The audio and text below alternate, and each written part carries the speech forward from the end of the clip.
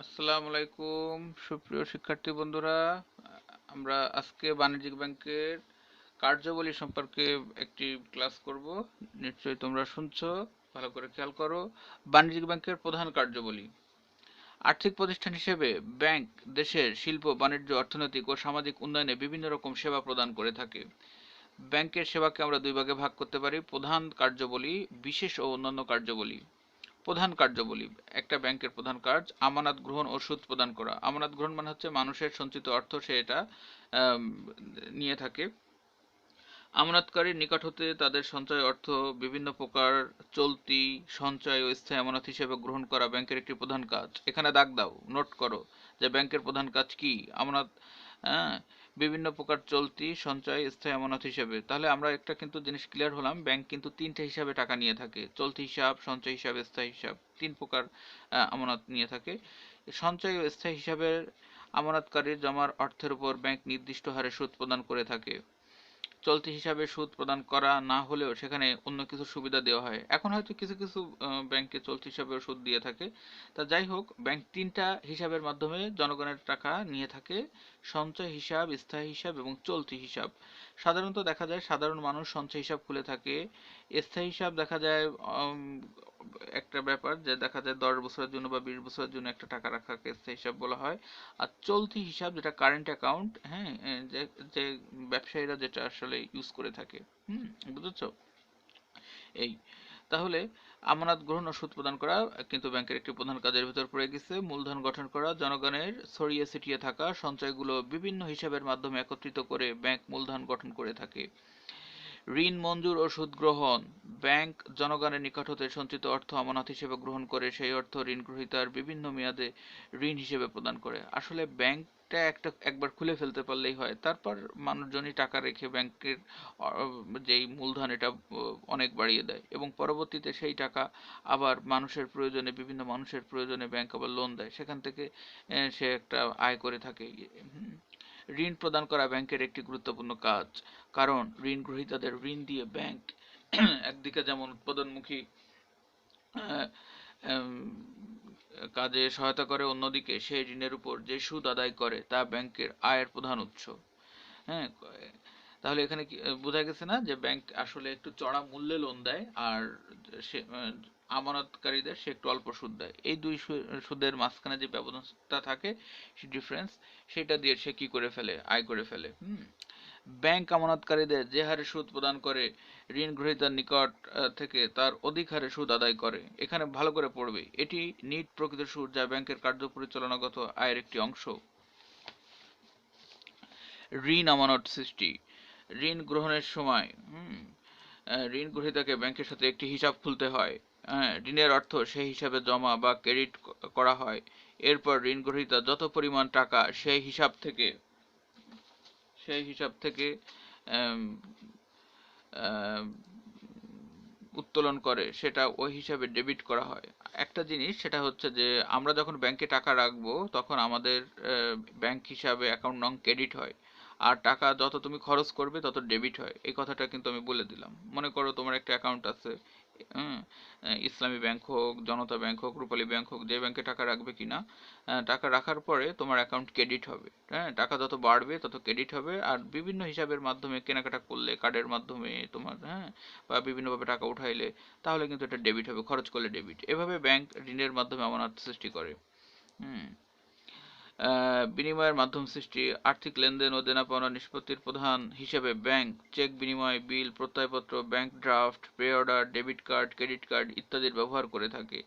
বিনিময়ের মাধ্যম জন্য শুধু টাকার যে বিষয় সেটা না, সে দেখা যায় ব্যাংকে চেক দিয়েও আমরা লেনদেন করতে পারি। হ্যাঁ, বিনিময় বিল বলে একটা ফাংশন আছে, প্রত্যয়পত্র বলে একটা ফাংশন আছে, ব্যাংক ড্রাফট, এগুলো ব্যাংকের option. Pay order, debit card, credit card তো ইতিমধ্যে তোমরা চেনোই।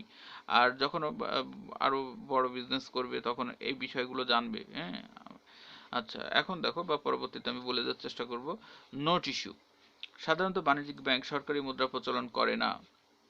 হুম এটা করে কেন্দ্রীয় ব্যাংক, তবে বাণিজ্যিক ব্যাংক পরোক্ষভাবে মুদ্রা প্রচলনে সহায়তা করে। যেমন ধরা যাক তোমার সোনালী ব্যাংকে একটি সঞ্চয় হিসাবে 1 লক্ষ টাকা জমা আছে। এমত অবস্থায় তুমি যদি 60,000 টাকার কম্পিউটার ক্রয় করো, তবে তোমার অ্যাকাউন্টের চেকে তুমি টাকা পরিশোধ করতে পারো। এভাবে ব্যাংক চেক কখনো কখনো বিনিময়ের মাধ্যম হিসেবে এবং মুদ্রার বিকল্প হিসেবে কাজ করে সরকারের মুদ্রা প্রচলনের কাজটি সহজ করে দেয়। ব্যাপারটা হচ্ছে টাকা ওঠানো লাগলো না, কিন্তু তুমি কিন্তু কেনাকাটা করে আসলে, চেক দিয়ে তুমি কম্পিউটারের দামটা 60,000 টাকা পরিশোধ করে দিতে পারলে। অসি হিসেবে কাজ করে। বাণিজ্যিক ব্যাংকগুলো তাদের মক্কেলদের সম্পত্তির ট্রাস্টি এবং সংস্থার আর্থিক সচ্ছলতার সার্টিফিকেট প্রদান করে থাকে। তুমি যদি অস্ট্রেলিয়া বা লন্ডন পড়তে যাও, সেক্ষেত্রে তোমার দেখা যাবে ব্যাংক সলভেন্সি দেখাইতে হবে, যে অন্তত দেখাইতে হবে যে যাওয়ার আগে যে তোমার একটা অ্যাকাউন্ট আছে, হ্যাঁ, তোমার সেই অ্যাকাউন্টে 50 লাখ টাকা বা 40 লক্ষ টাকা রাখা আছে। তাহলে সে দেশ বুঝতে পারবে যে না, সে আসলে সলভেন্ট, তার সক্ষমতা আছে, হ্যাঁ, তার টাকা পয়সা আছে, হ্যাঁ, সে অস্ট্রেলিয়া বা লন্ডন এসে তার খরচ বের করে লেখাপড়া করতে পারবে, এটা কিন্তু দেখাইতে হয়। হুম। অসি হিসেবে কাজ। বাণিজ্যিক ব্যাংকগুলো তাদের মক্কেলদের সম্পত্তি, অসি এবং আর্থিক সচ্ছলতার সার্টিফিকেট প্রদান করে। তাহলে এটা আমি বুঝাইতে পারলাম। আরেকটা বিষয় যেটা, সেটা হচ্ছে বাণিজ্যিক ব্যাংকগুলো তাদের মক্কেলদের সম্পত্তি, হ্যাঁ, অনেক সময় দেখা যায় যে তোমার মনে করো তোমার মিরপুরে একটা বাড়ি থাকলো, কোনো একটা কারণে তোমরা সপরিবারে আমেরিকায় সেটেল হয়ে গেলে, সেক্ষেত্রে দেখা গেলো যে আত্মীয় স্বজনের যদি নাও থাকে, বা দেখা গেলো তাদেরকে যদি তুমি ট্রাস্ট করতে না পারো, তুমি ব্যাংকের দায়িত্ব দিয়ে দিতে পারো যে আমার যে 6 তলা বাড়িটা আছে বা 10 তলা বাড়িটা আছে, এখানে এর এটা রক্ষণাবেক্ষণ করার জন্য আপনি এখানে অফিসার নিয়োগ দিয়ে, বা এটা আপনি যেভাবে পারেন এটা দেখে রাখেন, ভাড়া উঠাবেন, এটা মেনটেন্স করবেন। দেখা যাবে যে তোমার যখন ব্যাংক তখন ভেবে দেখবে যে সবার বাড়ি নিবে না, তাদের বাড়ি নিবে যাদের বাড়ি মেনটেন্স করে তার একটা ভালো আয় হবে। বিশেষ করে বনানী, গুলশান এরকম জায়গায় অনেক বাড়ি আমি দেখছি যেগুলো ব্যাংকের মাধ্যমে পরিচালিত হয়। হ্যাঁ, দেখা যায় প্রতি মাসে সে ওই বাড়িটা মেনটেন্স করে, ব্যাংক নিজেই এখানে কেয়ারটেকার, দেখা যায় এটা মেনটেন্স করে তার 1 লক্ষ টাকা 2 লক্ষ টাকা আয় হয়। এই যে খালেদা জিয়ার একটা বাড়ি আছে, মানে ভাড়া থাকে উনি, এই যে জেল থেকে বের হয়ে যেখানে গেল, তার কিন্তু মাসে প্রায় 4 লাখ টাকা ভাড়া। তাহলে দেখো এরকম, এবং ওই বাড়ির মালিক কিন্তু বাংলাদেশে থাকে না, তো এই টাকা সে তারা কোথায় দেয়? ব্যাংকে দিতে হয়। হ্যাঁ, এরকম এগুলো এইভাবে দেওয়া, তার একটা উদাহরণ দিলাম আর কি। যাই হোক, এর পরেরটা চলে যায় আমদানি রপ্তানিতে সাহায্য করা। আমদানিকারক দেশি মুদ্রা থেকে বৈদেশিক মুদ্রা, রপ্তানিকারকদের বৈদেশিক মুদ্রা থেকে বিদেশি মুদ্রায় রূপান্তর করা হয়। সাধারণত দেখা যায় আমাদের দেশে যারা এক্সপোর্ট ইম্পোর্ট বিজনেস করে, দেখা, একটু সহজ করে উদাহরণ দিয়ে ভেঙে বলি, মনে করো যে তুমি এখান থেকে অস্ট্রেলিয়া থেকে তুমি কিছু কম্পিউটার বাংলাদেশে ল্যাপটপ আনবে, বা আমেরিকা থেকে আইফোন বাংলাদেশে আনবে। এখন আমেরিকায় পেমেন্টটা যেটা দিতে হবে সেটা তো আর বাংলাদেশি টাকা দিলে তারা নিবে না, এক্ষেত্রে বাংলাদেশি টাকা নিয়ে তোমাকে ওই দেশের টাকায় যে কনভার্টটা করতে হবে, কারেন্সিকে ওই ওই দেশে মাইগ্রেট করা, সেটা কিন্তু ব্যাংক করে দেয় সহজে। আমদানিকারক দেশি মুদ্রা থেকে বৈদেশিক মুদ্রা নিবে, রপ্তানিকারকদের বৈদেশিক মুদ্রা থেকে দেশি মুদ্রা রূপান্তর করা প্রয়োজন, যা ব্যাংকগুলোর অন্যতম কাজ। আবার প্রত্যয়পত্র, লেটার অফ ক্রেডিট এর মাধ্যমে ব্যাংক বৈদেশিক বাণিজ্যে রপ্তানিকারককে আমদানিকারকের পক্ষ থেকে অগ্রিম অর্থ প্রদানের ব্যবস্থা করে। এলসি, যারা এক্সপোর্ট ইম্পোর্টের বিজনেস করে প্রত্যেকের এলসি অ্যাকাউন্ট থাকে। এলসি অ্যাকাউন্ট থাকলে যেটা হয় যে ব্যাংকের মাধ্যমে আগেই টাকা পাওয়া যায়, বিল পাওয়ার আগেই। প্রত্যয়পত্র এমন একটি ব্যবস্থা যেখানে আমদানি রপ্তানিকারকের মধ্যে আর্থিক এবং ব্যবসায়িক সম্পর্ক স্থাপনের ক্ষেত্রে তাদের মনোনীত ব্যাংক দুই পক্ষের স্বার্থ সংরক্ষণের মাধ্যমে অভ্যন্তরীণ এবং বৈদেশিক ব্যবসা বাণিজ্যে ব্যাপক ভূমিকা রাখে। অনেক সময় দেখা যায় যে বাংলাদেশের গার্মেন্টস সেক্টরে যে বিজনেসগুলো আছে, বা আরও অন্য যে বিজনেসগুলো আছে, সেখানে দেখা যায় যে ব্যাংক এখানে গ্যারান্টি নেয় যে হ্যাঁ, আমি যে তার কাজটা করব সে কি পরবর্তীতে আমাকে বিলটা দেবে কিনা, সেখানে ব্যাংক এটা নিশ্চয়তার ভিতরে যায়। আমদানি রপ্তানি সংক্রান্ত কার্যাদি সম্পাদন উপদেশ প্রদান করা ব্যাংকের একটি প্রতিনিধিত্বমূলক কাজ। অনেক সময় ব্যাংক অ্যাডভাইস দেয়, এবং যত প্রকার হেল্প লাগে ব্যাংক কিন্তু সেটা করার চেষ্টা করে। সরকারের কোষাগার হিসেবে কাজ করে। কেন্দ্রীয় ব্যাংক বা অন্য কোনো নির্বাচিত ব্যাংক সরকারের কোষাগার হিসেবে কাজ করে থাকে। বিনিময় বিল ভাঙানো, ব্যাংক মক্কেলদের পক্ষে বার্তার মাধ্যমে বিনিময় বিল ভাঙিয়ে ব্যবসা বাণিজ্যে সহায়তা করে। হুম এখন বিনিময় বিল যেটা, মনে করো যে এমন একটা ব্যাপার যে তোমার তোমার একটা গার্মেন্টস আছে, দেখা গেছে যে তুমি জানুয়ারি মাসে কাজ শুরু করছো, কিন্তু এটা শিপমেন্ট পাঠাতে হবে মে মাসে, এবং দেখা যাবে যাকে তুমি মনে করো যে এখানে 1,000 পিস তুমি ডেনিম জিন্সের প্যান্ট বানিয়ে হয়তো লন্ডন বা আমেরিকায় কোথাও তুমি কিছু কাপড় পাঠালে, কিন্তু এটার বিলটা আসবে অগস্টে, এবং তখন কিন্তু এর আগে যদি তোমার টাকার প্রয়োজন হয়, তখন তুমি তোমার যেই বিলের যে কাগজটা আছে এটা ব্যাংকের কাছে গেলে, মনে করো যে তুমি 1 কোটি টাকা পাবে, ব্যাংক 4 লাখ টাকা রেখে দিল এবং তোমাকে মে মাসে বা ফেব্রুয়ারি মাসে এই টাকাটা দিয়ে দিল। তার মানে অগস্টের যে 1 কোটি টাকা তোমার পাওয়ার কথা, সেটা তুমি ইচ্ছে করলে প্রথম দিনই বের করে নিতে পারো, কিন্তু যত আগে তুমি ভাঙাবে, তোমার যদি প্রয়োজন হয়, তত তোমার লাভ কম হলো। আর এটাই ব্যাংকের ব্যবসা, যে সেও কিছু আয় করলো, হ্যাঁ, তোমাকে এই এরকম করে, হ্যাঁ। আর তাহলে আমরা এখানে প্রধান কার্যাবলী বিষয়গুলো সম্পর্কে জানলাম। পড়তে হবে, বারবার পড়ার কোনো বিকল্প নেই, বেশি করে পড়বে, ভালো করে বুঝবে। হ্যাঁ, বিশেষ ও অন্যান্য কার্যাবলী: মূলধন বিনিয়োগ: ব্যাংক ঋণ প্রদানের পাশাপাশি অন্যান্য শিল্প বাণিজ্যিক প্রতিষ্ঠানে মূলধন বিনিয়োগ করে, যা একটি দেশের মোট উৎপাদন ও মূলধন গতিশীলতা বৃদ্ধিতে সাহায্য করে। ব্যাংক আসলে বিভিন্ন জায়গায় সে বিনিয়োগে সাহায্য করে থাকতেছে।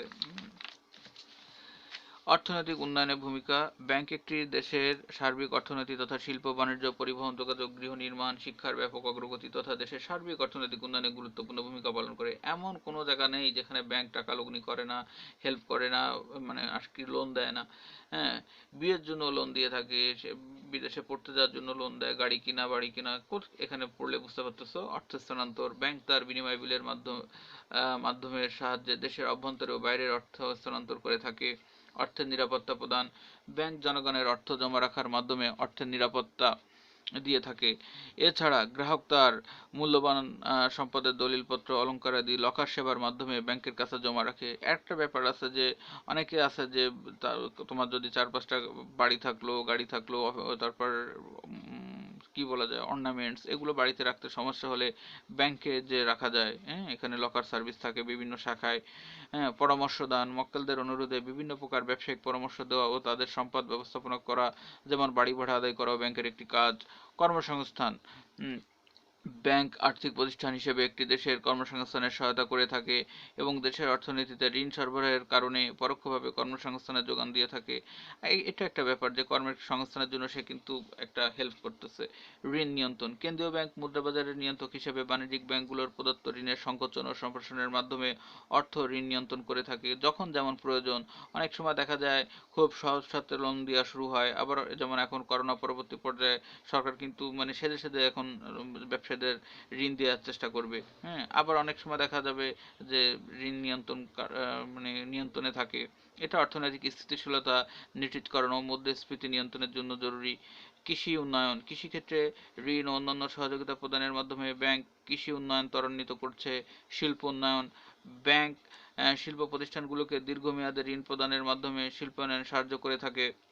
শিল্পের উন্নতির জন্য ব্যাংক কিন্তু তাদেরকে দীর্ঘমেয়াদী লোন দেয়, 10 বছর 20 বছরের জন্য লোন দিয়ে দিচ্ছে, আর 25 বছরের জন্য। আঞ্চলিক উন্নয়ন: ব্যাংকের শাখা বিভিন্ন এলাকায় বিস্তৃত থাকায় একটি দেশের আঞ্চলিক উন্নয়নে ভূমিকা রাখতেছে ব্যাংক। এখন আর একটু দেখবো আমরা বাণিজ্যিক ব্যাংকের তহবিল উৎস।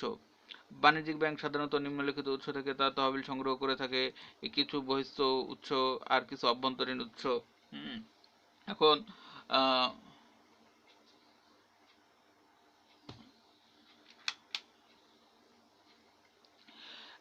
বাণিজ্যিক ব্যাংকের ইতিমধ্যে তোমরা শুনেছো যে বহিঃস্থ উৎস থাকবে, অভ্যন্তরীণ উৎস থাকবে। এখন আমরা একটু দেখি পরিশোধিত মূলধন। এখন ব্যাংকের প্রাথমিক ও প্রধান উৎস হচ্ছে প্রাথমিক উৎস। হ্যাঁ, এটা হচ্ছে যে পরিশোধিত মূলধন। অংশীদারি কারবার প্রতিষ্ঠান হলে মালিকগণ নিজেরাই মূলধন সরবরাহ করে, যৌথ মূলধনী প্রতিষ্ঠান হলে শেয়ার ইস্যু করে মূলধন সংগ্রহ করতে পারবে। এখানে ব্যাংকের গঠনটা বুঝতে হবে। যদি দেখা যায় সেটা মানে 10 জন ব্যাংকিং মানে পার্টনারশিপ বিজনেস ব্যাংক থাকে, যে 3-4টা মালিক, বেশি নাই, তাহলে তাদের সবটুকু টাকা নিজেদের জোগাড় করতে হবে। আর যদি এটা পাবলিক লিমিটেড কোম্পানি হয়, সেক্ষেত্রে এরা শেয়ার মার্কেট থেকে টাকাও নিয়ে তাদের মূলধন প্রাইমারি ভাবে গঠন করতে পারবে। সংরক্ষিত তহবিল: প্রতি বছর মুনাফার একটি অংশ শেয়ার হোল্ডার বা মালিকগণের মধ্যে বন্টন না করে ভবিষ্যতের জন্য সঞ্চয় করে রাখা হয়, তাকে বলা হয় সংরক্ষিত তহবিল। এই অর্থ ভবিষ্যতে মূলধন হিসেবে ব্যবহার করা হয়ে থাকে। হ্যাঁ, টাকা জমা জমে আস্তে আস্তে তাদের ফান্ড বাড়ানো। আরেকটা দেখতেছি যে তোমার আমানত। হ্যাঁ, বাণিজ্যিক ব্যাংকের তহবিলের একটি গুরুত্বপূর্ণ বাহ্যিক উৎস হচ্ছে আমানত। তার মানে এটা ভালো করে বুঝো যে আমরা যারা টাকা রাখি ব্যাংকে বিভিন্ন হিসাবের মাধ্যমে, এই টাকাগুলো জড়ো করে ব্যাংক কিন্তু আবার একটা কি করে, সে একটা ফান্ড তৈরি করে ফেলে। ব্যাংক বিভিন্ন হিসাবে চলতি সঞ্চয় স্থায়ী আমানত গ্রহণ করে থাকে, যা আমানতকারীর একত্রে তুলে নেয় না। ফলে ব্যাংক এ অর্থ ঋণ অথবা বিনিয়োগ হিসেবে ব্যবসায় খাটিয়ে মুনাফা অর্জন করে থাকে। ধার গ্রহণ, বাণিজ্যিক ব্যাংকসমূহ কেন্দ্রীয় ব্যাংক এবং অন্যান্য বাণিজ্যিক ব্যাংকগুলো হতে ঋণ নিতে পারে। একটা ব্যাংক আর একটা ব্যাংকের কাছ থেকে অনেক সময় লোন নেয়। দেখা গেছে বাংলাদেশে কিছু কিছু ব্যাংকের মোটেই ব্যবসা নাই, হ্যাঁ, কিছু কিছু ব্যাংক অনেক সময় ভালো ব্যবসা করতে পারে না, তখন আরেকটা ব্যাংক তাকে কিনে নেয়, বা তখন দেখা যায় ব্যাংক আরেকটা ব্যাংক থেকে লোন নেয়, বা এমন দেখা যায় কেন্দ্রীয় ব্যাংকের কাছ থেকে লোন নিতে পারে। এই বর্তমানে যে অবস্থা, তাতে প্রতিটা ব্যাংক এখন কান্নাকাটি শুরু করে দিচ্ছে। তারা এখন এই সরকারের কাছ থেকে লোন নিয়ে তাদের ব্যবসা টিকায় রাখবে। আবার সিকিউরিটি বা ঋণপত্র বিক্রয় করেও মুদ্রাবাজার হতে তহবিল সংগ্রহ করে থাকে। এই তো এই কিছুদিন আগে আমি একটা ব্যাংকের মালিককে কাঁদতে দেখলাম, এই যে সে চ্যানেলে এসে কান্নাকাটি শুরু করে দিচ্ছে যে সমস্ত ব্যবসা এখন নাই, হ্যাঁ, কি করে চলবে। আচ্ছা, যাই হোক, এবার দেখো বাণিজ্যিক ব্যাংকের আয়ের উৎসসমূহ। বাণিজ্যিক ব্যাংক তার ব্যবসা হতে বিভিন্নভাবে আয় করে থাকে, যা নিম্নে বর্ণনা করা হলো। এখন ঋণের সুদ, বাণিজ্যিক ব্যাংক ব্যবসা প্রতিষ্ঠান ও ভোক্তাদের ঋণ দেয় এবং এই ঋণের বিপরীতে সুদ গ্রহণ করে থাকে। তাহলে দেখা গেল লোন দিলেই তার একটা টাকা ইনকাম করা শুরু হয়ে গেছে। বিনিয়োগ, অনেক সময় দেখা যায় বাণিজ্যিক ব্যাংক শেয়ার, ঋণপত্র, সরকারি সিকিউরিটি ইত্যাদি লাভজনক খাতে বিনিয়োগ করে মুনাফা অর্জন করে থাকে। জায়গা বুঝে সে টাকা বিনিয়োগ করে, সেখান থেকে লাভজনক, হ্যাঁ, ইতিমধ্যে দেখছো যে ইসলামিক ব্যাংক হাসপাতাল, ইসলামিক ব্যাংক মাদ্রাসা, হ্যাঁ, তারপরে অনেক ব্যাংক সে নিজে এই মানে স্পোর্টস ক্লাব, হ্যাঁ, যেমন আবহানী বা এরকম বিভিন্ন স্পোর্টস ক্লাব তারা কিনে থাকে, সেখান থেকে তাদের আয় হয়, অনেক রকম আয় আছে। বিল বাট্টাকরণ, মেয়াদ পূর্ণ হওয়ার পূর্বে বাণিজ্যিক ব্যাংক ব্যবসায়ীদের প্রাপ্য বিনিময় বিল বাট্টা করে অর্থ উপার্জন করে থাকে। বিল বাট্টা কিন্তু আমি আগেও বুঝাইছি, মনে ওই যে যেটা বললাম যে অগস্টে তোমার টাকাটা পাওয়ার কথা, পেমেন্টটা, কিন্তু সেটা তুমি আগেই নিতে গেছো, হ্যাঁ, তোমার প্রয়োজন হয়তো মার্চ মাসে, এখন মার্চ মাসে টাকাটা যখন, তার মানে তুমি অগস্টে 1 কোটি টাকা পাবে, সেটা যখন তুমি মার্চে নিবে। এখন এটা কে, অন্য মানুষজন তো নিবে না, এটা ব্যাংক সে এটা কিনবে, বলবে হ্যাঁ বিলটা আগস্টে আমি তুলে নিব, কিন্তু আপনার আগে টাকা লাগতেছে, তাহলে নিয়ে যান, কিন্তু আমার তো একটা ফি আছে, আমি আপনাকে 1 কোটি টাকাই দেবো, কিন্তু আপনিও আবার আমাকে 5 লাখ 10 লাখ টাকা দেবেন, কারণ এটা হলো তার চার্জ, হ্যাঁ। আর তো দেখছো ব্যাংক কিভাবে টাকা কাটে, হ্যাঁ, তেমনি ভাবে বিকাশে তুমি 1,000 টাকা এক জায়গা থেকে আরেক জায়গা পাঠাবা, 20 টাকা সে কেটে নিবে, হ্যাঁ। ব্যাংক প্রচুর এইভাবে কর্তনমুখী করে আয় করতেছে। ব্যাংক ড্রাফট, ট্রাভেলস চেক থেকে প্রাপ্ত কমিশন ইত্যাদি। ব্যাংক ড্রাফট, হ্যাঁ, ট্রাভেলার্স চেক ইত্যাদি থেকে কমিশন হিসেবে প্রচুর আয় করে থাকে। তুমি যখন বিদেশে ঘুরতে যাবে তখন দেখা যাবে ব্যাংকের সহযোগিতা নিবে, এবং ব্যাংক তোমাকে সহযোগিতা করার পাশাপাশি কি করবে, সে প্রচুর আয় করার চেষ্টা করবে বিভিন্ন চার্জের মাধ্যমে, কমিশনের মাধ্যমে। যোগাযোগ, বাণিজ্যিক ব্যাংক মক্কেলের অনুরোধে বিভিন্ন যোগাযোগ সেবা প্রদান করে কমিশনের মাধ্যমে অর্থ উপার্জন করে থাকে। করসপন্ডেন্স যেটা, হ্যাঁ, তাহলে কমিশন পেয়ে থাকে, সেবা দিলেই কমিশন। লকার ভাড়া, আবার ওই যে মূল্যবান অলংকারাদি যদি তুমি, হ্যাঁ, ব্যাংকের লকারে রাখো, সেখান থেকে একটা চার্জ আসবে। জনগণ তাদের মূল্যবান দলিল, গহনা ইত্যাদি ব্যাংকের লকারে জমা রাখতে পারে, যার বিপরীতে বাণিজ্যিক ব্যাংক সার্ভিস চার্জ আদায় করে থাকে। প্রতিনিধিত্ব, হ্যাঁ, এই দেখো না বর্তমানে এই যে ইসে রবি, বাংলা লিংক বিভিন্ন জায়গা থেকে ফোন করে, আমরা তো মোবাইল কিনি, হ্যাঁ, মানে মোবাইল ব্যবহার করি ফোন করার জন্য বা বিভিন্ন নেট ব্যবহার করার জন্য, এইটুকু। এখন ওরা কিন্তু আরো অনেক সার্ভিস খুলে বসে আছে, প্রায় ফোন করে বলে যে আপনি কি বন্ধু খুঁজতে চাচ্ছেন, তাহলে এক টিপুন। আবার ফোন করে বিভিন্ন প্রকার সার্ভিস দেয়, হ্যাঁ, দেয় না? এই যে দেখো, তাহলে এক্সট্রা কাজ, হ্যাঁ, যেমন মোবাইল কোম্পানিগুলো বিভিন্ন সেবা দেয়, তেমনি ভাবে ব্যাংকগুলো সেহরির সময় বলে দেয় এর জন্য টাকা কাটে, নামাজের সময় বলে দেয়, হ্যাঁ, এই সেই বিভিন্ন খেলার আপডেট বলে দেয়, এইভাবে বিভিন্নভাবে কিন্তু সে টাকা নিতেই আছে। আচ্ছা, যাই হোক, ব্যাংকেরও এমন এমন বিভিন্ন, যত সার্ভিস তত টাকা। প্রতিনিধিত্ব, বাণিজ্যিক ব্যাংক মক্কেলের পক্ষে বিভিন্ন প্রকার প্রতিনিধিত্বমূলক এজেন্সি সার্ভিস লেনদেন করে থাকে, যেমন চেক বা বিলের অর্থ আদায় বা পরিশোধ ইত্যাদি। অনেক সময় দেখা যায় কারো কাছ থেকে টাকা আদায় করতে না পারলে ব্যাংক সেই টাকাটা আদায় করে দেওয়ার চেষ্টা করে। এসব কাজের জন্য ব্যাংক কমিশন আদায় করে, যা তাদের আয়ের উৎস হিসেবে কাজ করে, হ্যাঁ। শেয়ার ক্রয় বিক্রয়ের মধ্যস্থতা, অনেক সময় দেখা যায় শেয়ার ক্রয় বিক্রয়কারী মধ্যস্থতাকারী হিসেবে কাজ করে ব্যাংক আয় করে থাকে, হ্যাঁ। আসলে শেয়ার ক্রয় বিক্রয় করতে গেলে ব্যাংক তো লাগেই, আর ব্যাংক এটার যেহেতু একটু সহযোগিতা করবে, সেজন্য তারও একটা চার্জ আছে। এই যে তোমাদের স্কুলের যে বেতন, তারপর মনে করো বিদ্যুৎ বিল, তারপর মনে করো পানির বিল, তোমার প্রশ্ন হতে পারে ব্যাংকের এত কি কষ্ট করে এগুলো নিতে হয়? এই টাকাগুলো কালেকশন করে দিলে ব্যাংক আয় করতে পারে, এই জন্য সে স্কুলের বেতন নিতে যাচ্ছে, এগুলো কারেন্ট বিল নিতে যাচ্ছে, পানির বিল নিতে যাচ্ছে, এই সেই যত সার্ভিস তত টাকা। বৈদেশিক বিনিময়, বৈদেশিক মুদ্রা ক্রয় বিক্রয় করে বাণিজ্যিক ব্যাংক মুনাফা অর্জন করে থাকে। বৈদেশিক মুদ্রা ক্রয় বিক্রয় করে। এখন দেখা যায় তারা যখন কেনে কম, মনে করো তুমি হঠাৎ করে থেকে চলে আসছো, আমেরিকা থেকে আসছো, তুমি প্রায় 10 লাখ টাকা আম, নিয়ে আসছো, মনে করো তোমার কাছে $1 লাখ আছে বা $10,000 আছে, এটা তুমি বাংলাদেশে যখন ভাঙাবে, কারণ তুমি তো এদেশে ডলার দিয়ে রিক্সা ভাড়া দিতে পারবে না বা তুমি কিছুই করতে পারবে না, এখন আমেরিকান টাকাগুলোকে তুমি যখন দেশি টাকায় নিতে যাচ্ছ, তখন ব্যাংক বলবে হ্যাঁ আমরা 78 টাকা করে দিই। তোমার কাছ থেকে 78 টাকা মূল্যে $1 সমান 78 টাকা তোমাকে দিল, কিন্তু আবার মনে করো একটা লোক, তোমার বান্ধবী হয়তো সে আমেরিকায় যাচ্ছে, যার সময় যখন সে ডলার কিনতে গেল, তখন বলল যে হ্যাঁ আমাকে 82 টাকা দেন, তাহলে আমি আপনাকে $1 দিব। দেখো, একটা ডলার কিনে তার 4 টাকা লাভ হয়ে গেল। এইভাবে কিন্তু সে ডলার কেনা বেচার মাধ্যমে লাভ করে থাকে। সে যখন কিনবে তখন সে কম দিবে, আর যখন বেচবে বেশি দামে বেচবে। টাকা কেনা বেচাও একটা কারো কারো পেশা, এবং অনেক লাভজনক পেশা। আর এছাড়া তো বিভিন্নভাবে অনেক সময় দাম বেড়ে যায়। যাই হোক, আমদানি রপ্তানি বাণিজ্য, বৈদেশিক বাণিজ্য লেনদেন নিষ্পত্তিতে ভূমিকা পালন করে কমিশন বা সার্ভিস চার্জ হিসেবে বাণিজ্যিক ব্যাংক তার আর একটি অংশ অর্জন করে থাকে। যত সার্ভিস দিবে তত সে কিন্তু আয় করতে পারবে। প্রত্যয়পত্র, আন্তর্জাতিক বাণিজ্যে আমদানিকারকের প্রত্যয়পত্র, যেটাকে লেটার অফ ক্রেডিট, ইস্যু করে বাণিজ্যিক ব্যাংক কমিশন আদায় করে থাকে। এখন একটা সার্টিফিকেট, মনে করো তুমি একটা নতুন, মনে করো যে তোমার RMG গ্রুপ নামক একটা তুমি গার্মেন্টস খুললে, এখন সেই গার্মেন্টসে তোমার একটা এলসি খুলতে হবে। এখন তোমার পক্ষে এলসি খুলে দিলে সে এটার জন্য চার্জ দিবে। যেমন একটা ব্যাংকে অ্যাকাউন্ট খোলো না, তাতেও চার্জ দিতে হবে, বছরে 800 টাকা প্রায় অ্যাকাউন্ট ফি কেটে থাকে, এমন একটা ব্যাপার আছে। তেমনিভাবে প্রত্যয়পত্র শুধু খুললেই দেখা যায় সে একটা চার্জ কেটে বসে থাকবে। অসি, অসি হিসেবে কাজ করে ব্যাংক কমিশন আদায় করে থাকে। অসি হচ্ছে যে আমি বলছিলাম যে তার প্রতিনিধি হিসেবে কাজ করে অসি। এই বাণিজ্যিক ব্যাংকের ব্যয়ের খাতসমূহ, আমরা আয়ের খাতগুলো জানলাম, এবার একটু দেখি তার টাকা খরচ হয় কোথায়। আমরা যদি টাকা রাখি, তার মানে আমানতকারীর আমানতের উপর তাকে সুদ প্রদান করতে যায়, তার টাকা খরচ হয়। কেন্দ্রীয় ব্যাংক প্রদত্ত ধারের উপর সুদ প্রদান করতে হয়। কোনো একটা ব্যাংক যদি লোন নিয়ে থাকলো, তাহলে লোনের বিপরীতে তাকেও লোনের সুদ দিতে হয়। 3, অন্যান্য বাণিজ্যিক ব্যাংক হতে গৃহীত ঋণের উপর সুদ প্রদান করতে হয়। যদি অন্য কোনো ব্যাংক থেকে লোন নিল, তাহলে সেই ব্যাংকের লোনের উপর সুদ দিতে হবে। কর্মকর্তা কর্মচারীর বেতন ভাতা ও বোনাস প্রদান করতে হবে, অবশ্যই এগুলো দিতে হয়। হ্যাঁ, তারপর পরিচালক ও ব্যবস্থাপকের ভাতা, আহ, নিরীক্ষকের বিল।